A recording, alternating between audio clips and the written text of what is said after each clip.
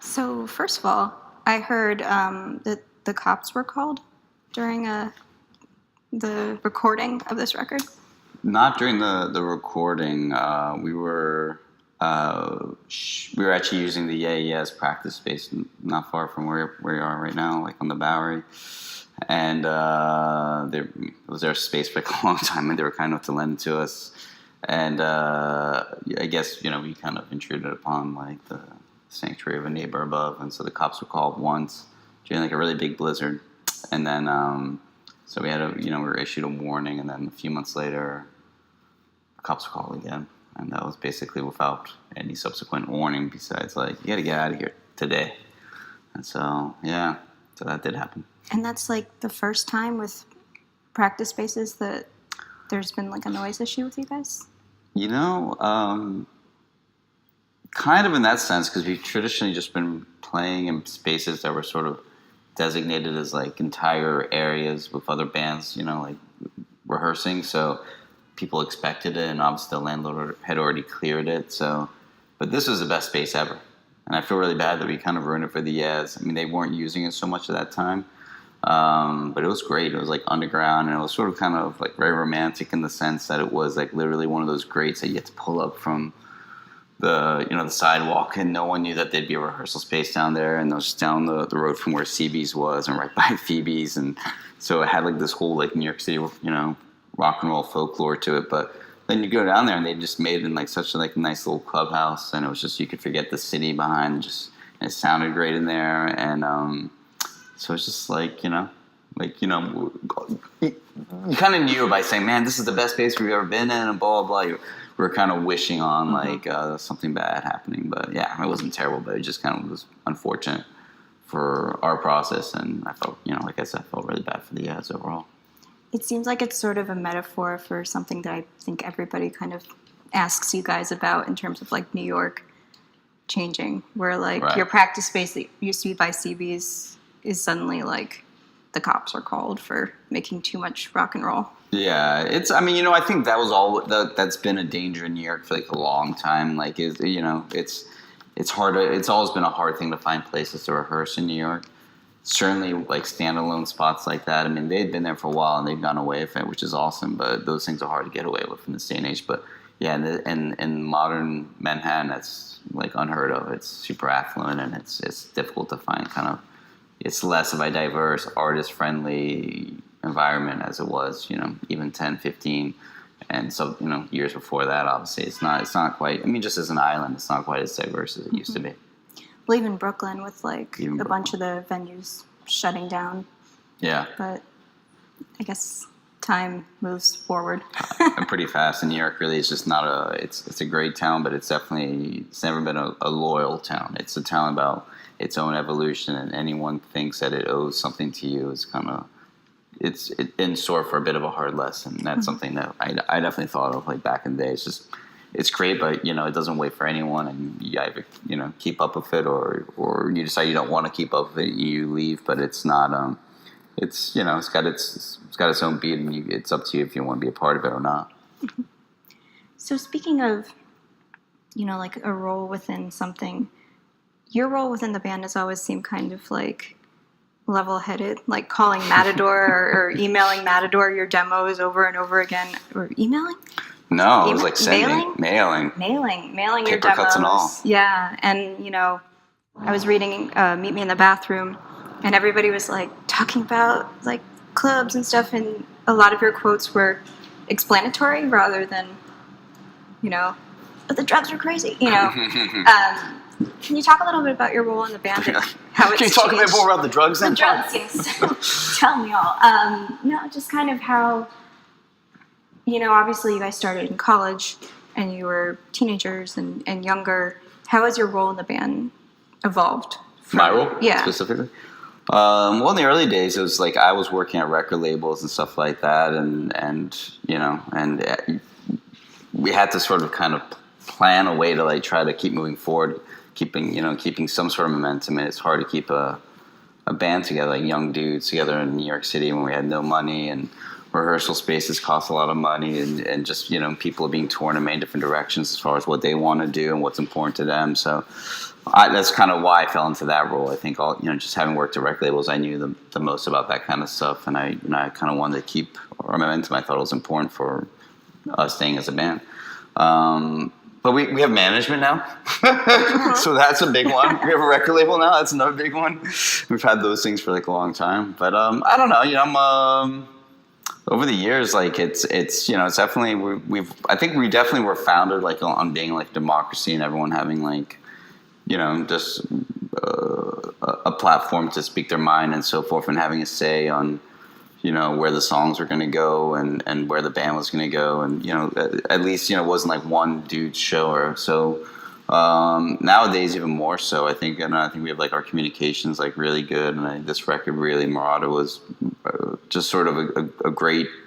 It's great proof of that. We just really were, because we were so isolated making this album, just doing this thing and so forth, that by the end of it, I can say that we all felt very pleased about that result, but then also I think very, very pleased by the process that we endured, like while making it. There was no blow-ups or anything like that. So I don't know. I think my role is just specifically. It's hard for me to say exactly how it's evolved. I think it's evolved in the sense that it's more of how I think as a band member, and maybe just like much like my bandmates, is like how you sort of participate. Like how you can make yourself a better band member. Like and it's a good like trial, like as a human, in the sense of just communication, listening, really considering what the other person's saying, really thinking about your own sort of like actions in the moment, kind of thinking before acting, thinking before speaking, all these things that I think you can go through life without actually necessarily checking. But in a band, if you want a band to sort of still be a band and have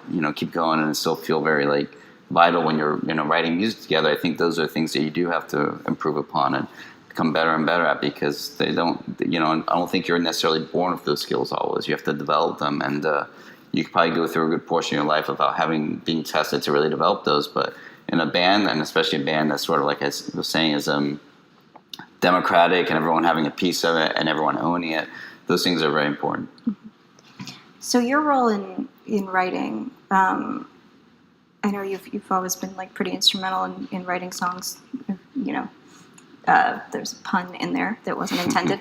But is that process still pretty much the same? Like, do you bring songs to Paul and everybody else, or how does it work with you guys?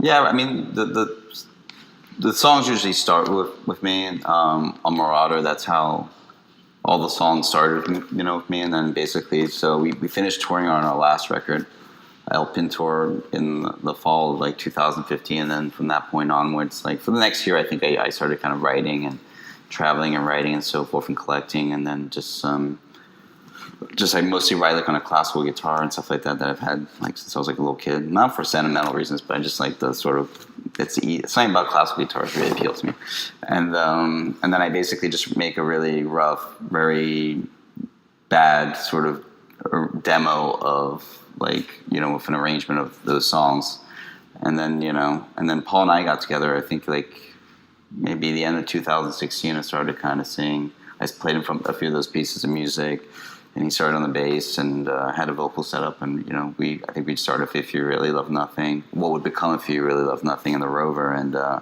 but he was like quick to kind of find the bass line and the vocal melodies for both those songs, and we were pretty much off, embarking on writing a new record. So it's still kind of like a new process for us in some ways, just because it's only our second record that we've written as a trio, and it feels very fresh to us. But I think it was much like El Pintor. Like Paul was like great, just kind of getting an idea like with the bass line and the vocal melody for El Pintor in a similar fashion. He did the same thing in Marauder, and like he just kind of as soon as he started like contributing those parts to it, I think that's when we could kind of see like the songs kind of gravitated. They sort of changed from maybe the way I was thinking about them. All of a sudden, like they flipped over and they had like a new spin to what they could be, which is I think sort of kind of fundamental to our band. Our band was sort of formed to be of that like that possibility, meaning that it's not one person's vision the whole way through. Even if the song starts with me and I'm walking around for a while with like, oh, maybe we could be like this, maybe we could be like that.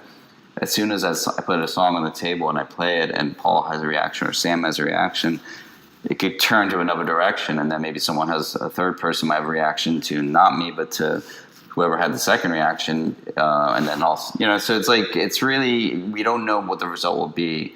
So I might have, even with like a song like If You Really Love Nothing, playing that pattern on my own for a while, I probably had a different vision to what we have now, but I can say that I love what we have now, and I'm sure I like, that's a billion times better than if it's stuck to the idea I'd had, at the exception of when I came up with the basic progression. And that's, to me, that is like the DNA of our band. Yeah, tell me about If You Really Love Nothing, because, I don't know, lyrically, those lyrics struck me the most, just kind of this apathetic view of people who, I guess, say they love nothing. I don't know. I guess what you get out of a song is different from what musicians put into it, but I'm wondering, like, where that started for you on your guitar or your classical guitar. Well, I mean, vocals and lyrics are all Paul, Yeah. so I'm not really, I don't really want to comment too much on that, because I feel like he's really, it's better for him to answer this sort of questions. Yeah. That's okay. Nice. Well, tell me musically though. But I will say this, it's like it's like when I think about this, I do think about being back in the space, and I do think like, it's kind of a weird thing when you're starting off and you have like a complete blank slate, and for me, I've been like playing these songs for like a while, and you become a little bit Rain Man-esque when you're like playing them over and over again, like, yeah, I think I like this. Yeah, I think I like this. So then, but you're like, it's almost like you're alone in a room, kind of having a conversation, with yourself for like forever, until you actually get into a practice space with your bandmates, and then you can share it and you can see what their reaction is to this. So, but it was just such a great moment when I started playing that riff, and Paul like right away had a different idea, like different approach. Like I think my riff was a bit like more macabre, like kind of like downbeat, and then he had a real upbeat kind of swing to it, and then he had that vocal melody, which is kind of like falsetto-y, and then, well, falsetto for sure, and then, but almost like a Beach Boys-y kind of like vibe to it, and all of a sudden it's just the song kind of takes a spin, and you're like, oh wait, no, it's not a macabre song. It has like maybe a sentimental quality to it, but it's not like completely a downbeat song. And then I don't know the whole thing. And then when Sam came into the mix, and we're sort of kind of like formulating how to approach it from a percussion like standpoint, it's just a really exciting moment. So I know I had to point to all of this. The point is, it's an exciting being, like, I do think of being in that space. I do think of those like little kind of like eureka